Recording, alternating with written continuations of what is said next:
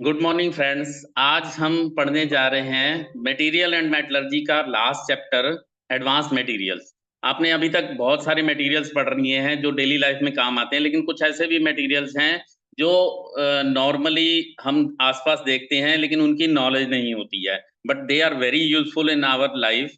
तो उनके बारे में हम पढ़ेंगे, advance material. First of them एक कैटेगरी आती है इंसुलेटर्स।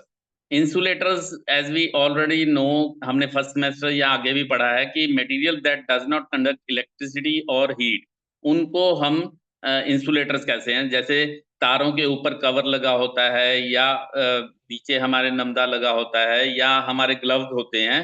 तो इसी तरह माइका शीट वगैरह कहीं पे लगी होती है, दे ऑल आर इंसुलेटर्स। अब इनमें से एक एक करके पढ़ना शुरू करते हैं। First is asbestos. It is one of the best heat insulating material for big and small applications alike। दोनों के लिए यूज होते हैं, बिग भी और स्मॉल के लिए। आपने कभी आयरन खुली हुई देखी होगी तो उसका आपने देखा होगा कि उसका जो इलेक्ट्रिक का वो हीटर होता है, तो उसके ऊपर आपने देखा होगा कि कुछ पतरा पतरा सा स्लेटी रंग का, ग्रे कलर का होगा। That is asbestos. It is रेशेदार खनिज जो होता है, ये खनिज, क्योंकि ये जमीन से निकलता है, रेशेदार खनिज सिलिकेट्स का समूह है। Insulating sheets made from asbestos mixing some clay. इसमें हम थोड़ा सा क्ले मिक्स करते हैं ताकि वो बाइंडर का काम करें। Presence of a suitable binder are use for insulating boilers and also for bulk headlining in ship. ये गर्मी और रासायनिक रूप से प्रतिरोधी दोनों का काम करता है। गर्मी का भी प्रतिरोधी होता है, इंसुलेटर होता है, और केमिकली इंसुलेटर भी होता है। गर्मी भी, हीट इंसुलेटर भी, और केमिकल इंसुलेटर भी। आपने यहाँ पे देखा होगा, अपनी छतों पे देखी होंगे, कुछ इस तरह की शीट्स होंगी। A highly heat resistance fibrous silicate mineral that can be woven into fabrics. Fabric बनाया जाता है एक बाइंडर के साथ यूज करते हैं। It is used in break lining. अगर हम ब्रेक लाइनिंग देखें जो हमारे पहियों के अंदर होती है, तो वो भी इसकी एस्बेस्टॉस की बनी होती है। और fire resistance and insulating material, ये फायर रेजिस्टेंस भी होती है। It was woven into fabric and mixed with cement. Cement के साथ मिक्स करके फैब्रिक, धागा बीच में डाल दिया जाता है, तो इस तरह की हमारी शीट बनती है। It's heat resistance, tensile strength and insulating property, ये बहुत बढ़िया होती है। इसकी हीट रेजिस्टेंस भी बढ़िया होती है, टेंसाइल स्ट्रेंथ भी, और insulating property. Asbestos cement is primarily a cement based product where about 10 to 15% of asbestos fibre weight per weight of asbestos fiber to reinforce cement। that means 10% asbestos, और बाकी 80 या 90% हमारा सीमेंट री करके लगाया जाता है। तो ये हीट रेजिस्टेंस भी हो जाती है, टेंसाइल भी होता है, और इंसुलेटिंग प्रॉपर्टीज भी होती है।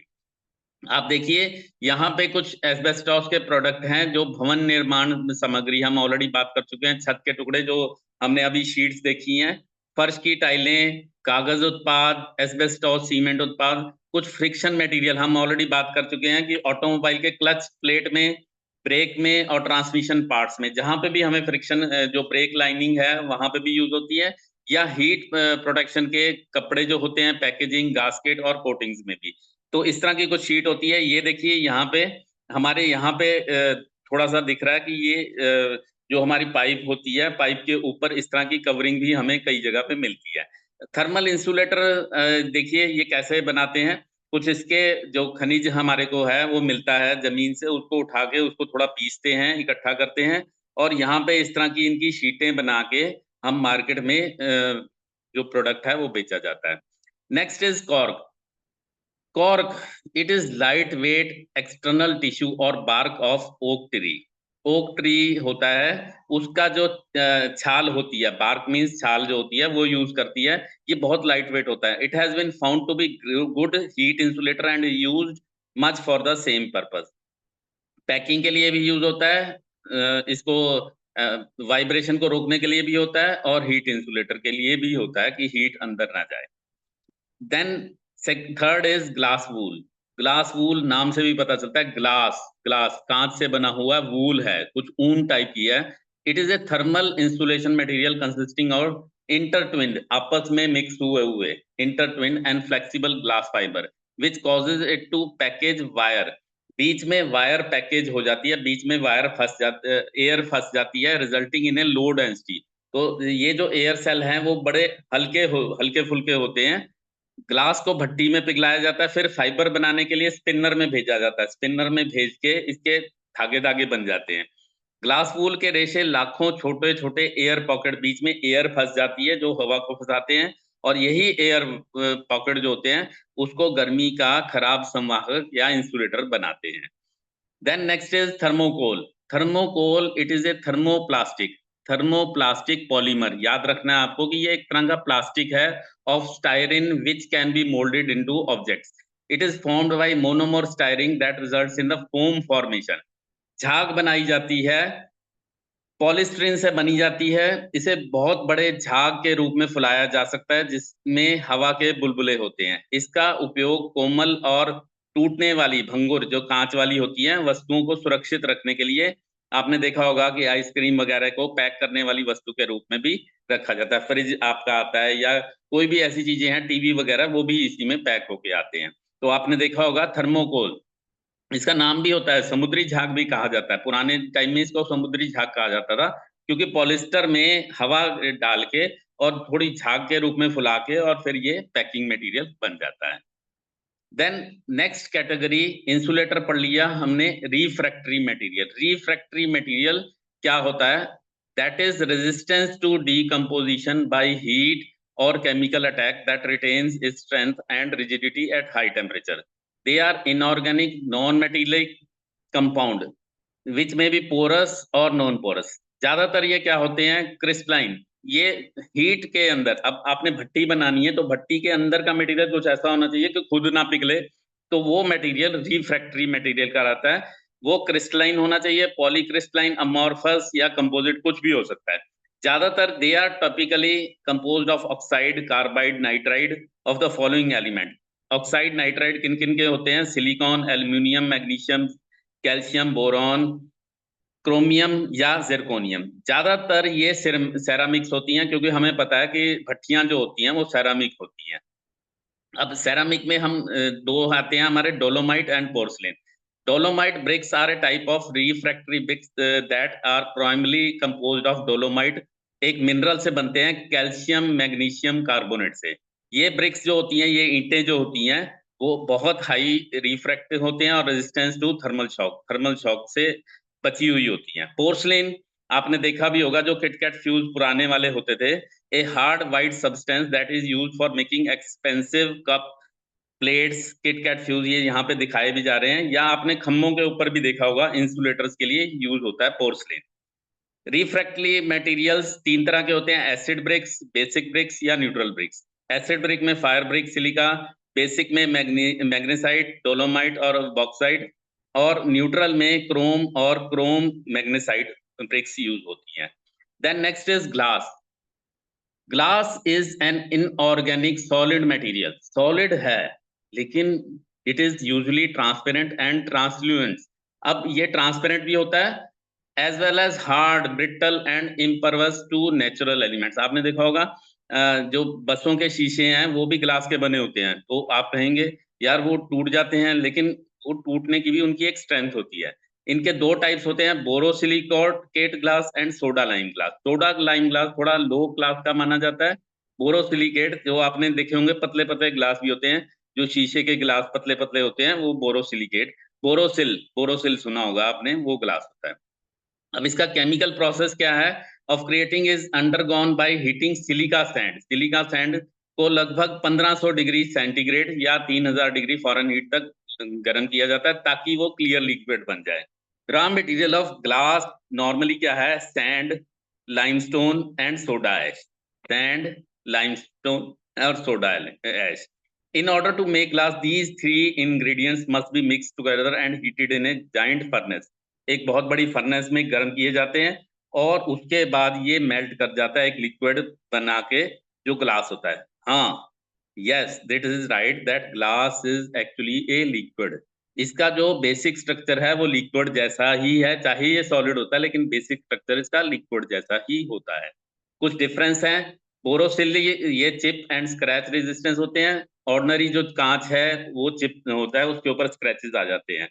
बोरोसिल स्ट्रॉन्ग है, टूटता नहीं है, जो सोडा लाइम ग्लास है वो टूट जाता है। बोरोसिल 350 डिग्री तक चलता है, जो सोडा लाइम है वो ओवन सेफ नहीं है।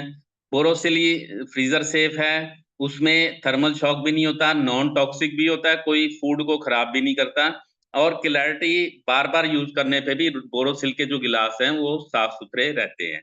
ऑर्डिनरी सोडा लाइम, अब बोरोसिलिकेट में क्या होता है, सोडा लाइम वाली जो कंटेंट्स है उसके साथ बोरॉन भी मिला हुआ होता है। Then next is barium material, एक स्पेशल मेटल है जिसमें ए मिक्सचर कंटेनिंग टू और मोर मेटेलिक एलिमेंट्स कहाँ पे करते हैं, फ्यूज टुगेदर और dissolving into each other when molten. कुछ मटेरियल्स को आपस में मिक्स कर देते हैं, पर्पस क्या होता है वो हम देखते हैं। प्रॉपर्टीज क्या है, इसमें लो कोफिशिएंट ऑफ फ्रिक्शन होना चाहिए, हार्ड और वियर रेजिस्टेंस, दो सरफेस हैं आपस में रब कर रही हैं तो उनका फ्रिक्शन कम होना चाहिए, घिसनी नहीं चाहिए, हार्ड होनी चाहिए, higher compressive strength, fatigue strength होनी चाहिए, शॉक और वाइब्रेशंस को बियर कर लें, possess high thermal conductivity, adequate plasticity, strength at high temperature, जल्दी बन जाएं, इजीली फैब्रिकेटेड, क्रोजन नहीं होना चाहिए, एक्सेसिव वियर नहीं होना चाहिए, बिकॉज बीरिंग में एक मेल और फीमेल पार्ट होता है। It must be having small pieces, छोटे छोटे पीसेस में भी बनाने का होना चाहिए, और इसके बीच में कंटिन्यूस फिल्म ऑफ ऑयल भी मेंटेन की जा सके। कुछ इसमें बीरिंग मटेरियल के टाइप्स हैं, लेड और टिन बेसिक, जिनको बेबिट मटेरियल कहते हैं। अब ये क्वेश्चन आपका आ जाता है कि बेबिट मेटल्स कौन से होते हैं, लेड और टिन बेस अलॉयज होते हैं, cadmium based, aluminium based, copper based, silver based and non metallic. Non metallic जो ज्यादातर प्लास्टिक के होते हैं bearing material. Then next is nuclear material. Nuclear material are engineering material used in nuclear power plant. Energy लेने के लिए ये दो तरह के ग्रुप में होते हैं, प्राइमरी ग्रुप जिसमें न्यूक्लियर फ्यूल होते हैं, मॉडरेटर एंड कूलर्स होते हैं। सेकेंडरी के ग्रुप में स्ट्रक्चरल मटेरियल या shielding material. Structural that means उसकी जो भट्टी है या उनको शील्ड करने के लिए, ताकि वो अटैक ना करें। Structural material should be of desirable properties to enhance safety and maximum efficiency and material science concerned with these type of nuclear material, fissile जो प्लूटोनियम यूरेनियम है, फ्यूजनेबल, ड्यूटेरियम एंड ट्रिटियम होते हैं। कुछ इनके प्रॉपर्टीज हैं, यहाँ पे आप रोक के देख सकते हैं। ड्यूटेरियम ज्यादातर स्टेबल होता है, ट्राइटियम नेचुरली नहीं मिलता, it is form of hydrogen isotope, plutonium naturally occurring नहीं है, यूरेनियम आपको पता ही है, यूरेनियम 238 नेचुरली अकरिंग है, बट ये बहुत ही रेडियो एक्टिव है, तो ये जल्दी जल्दी चेंज भी हो जाता है। देन एक मटेरियल जो आजकल बहुत ज्यादा चल रहा है, smart material. Smart material possess a unique ability to change its shape in response to external stimulus. बाहर से कुछ स्टिमुलस मिलता है तो वो अपनी शेप चेंज कर लेता है, जैसे कि टेम्परेचर, कुछ प्रेशर हुआ, टेम्परेचर बढ़ा तो उसकी शेप चेंज होगी। इलेक्ट्रिक फील्ड, कोई बिजली की ज्यादा आया तो वो शेप अपनी चेंज कर लेगा। The mechanical properties of small materials are extremely essential in several biomedical applications in orthopedics and cardiovascular treatment. अगर हम अंदर कोई स्टंट डालते हैं या कुछ इस तरह की चीज डालते हैं तो smart material according to stimulus, बाहर से कुछ चीज स्टिमुलस आती है तो उसके अकॉर्डिंगली अपने आप को चेंज कर लेता है। स्मार्ट मटेरियल के जो स्टिमुलस कौन से होते हैं, heat and temperature, pH value, chemical, ionic, electromagnetic radiation, ultraviolet होंगी या विजिबल लाइट होगी, electric and magnetic field, mechanical stresses या वाटर ह्यूमिडिटी। देखिए यहाँ पे ओरिजिनल वायर शेप है, ठीक है, इसके ऊपर पेंट कर रहे हैं तो इसके ऊपर ट्विस्ट करके जैसे ही पेंट डालना शुरू किया, टेम्परेचर हाई आया 90 डिग्री, तो उसने अपनी शेप चेंज करनी, थोड़ी देर बाद जैसे पेंट हटा उसने अपनी वापस शेप कर ली। ये देखिए यहाँ पे एक फर्नीचर भी हो सकता है टेम्परेचर के हिसाब से, जो स्मार्ट मटेरियल, स्मार्ट नाम भी पता चलता है स्मार्ट मटेरियल, तो ये अपने आप को चेंज कर लेता है और थोड़े बाद शेप मेमोरी, अपनी शेप को मेमोरी में रखता है कि मेरी ओरिजिनल शेप ये थी, वापस ओरिजिनल शेप में आ जाता है। ये कुछ स्मार्ट मटेरियल्स हैं, micro and polymorph, piezoelectric. Piezoelectric भी इसी पे बना है, जो घड़ियों के अंदर एक हमारा जो वाइब्रेटर होता है वो भी इसी तरह का होता है, कि वो अपने उसको एक पल्स दी जाती है और थोड़ी देर बाद जब पल्स हट जाती है तो वो अपने आप ही वापस उस शेप में वाइब्रेट करता रहता है। शेप मेमोरी अलॉयज यहाँ पे दिखाया गया है। तो this was all for today. Thank you very much.